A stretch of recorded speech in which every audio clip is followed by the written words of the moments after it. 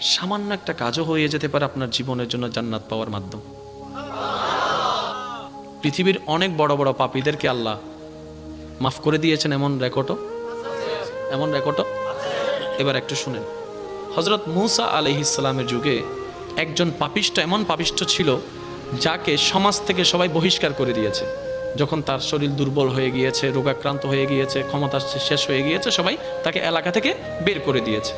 এমন একটা জায়গায় তাকে ফেলে দিয়েছে যেখানে আশেপাশে কেউ।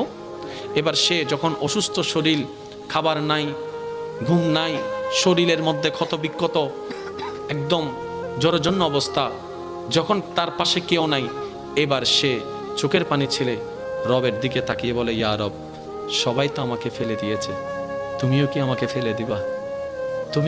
ফেলে দিবা? মাওলা, তুমি না রহমান, তুমি না গফফার, তুমি না সত্তার, তুমি না খালিক। ও মাওলা, তোমার দরবারে তো রহমতের কোনো কমতি নাই, আমি ভুল করেছি মাওলা, তোমারই তো করেছি, তুমি চাইলে তো মাফ করে দিতে পারো। এরকম সে কান্না করতে করতে করতে এক পর্যায়ে তার নিঃশ্বাস বের হয়ে গেছে, সে মারা গিয়েছে। ইন্না লিল্লাহি ওয়া ইন্না ইলাইহি রাজিউন। অন্যদিকে আল্লাহ তাআলা মূসা নবীকে বললেন, হে মূসা, তুমি অমুক জায়গায় যাও, ওইখানে আমার একজন বান্দা মারা গিয়েছে, তুমি তাকে সুন্দরভাবে গোসল টোসল করিয়ে আমি আল্লাহর দেওয়া বিধান মোতাবেক তাকে দাফন করে আসুন। তো যেহেতু মূসা নবী আল্লাহর নির্দেশ পেয়েছেন, কোন মূসা নবী? যিনি নবী, জলিলুল কদর একজন নবী। উনি ওই এলাকায় গিয়ে যখন খুঁজতে লাগলেন মানুষটাকে, সবাই বললেন, আপনি একজন নবী, এরকম গুনাহগারকে আপনি খুঁজেন কেন? তো রব পাঠালেন, যেহেতু বুঝে শুনে পাঠিয়েছেন। এখন আয়েশা দেখে যে সবাই ওনার বিপক্ষে, কাহিনী তো মিলে না, ব্যাপারটা কি?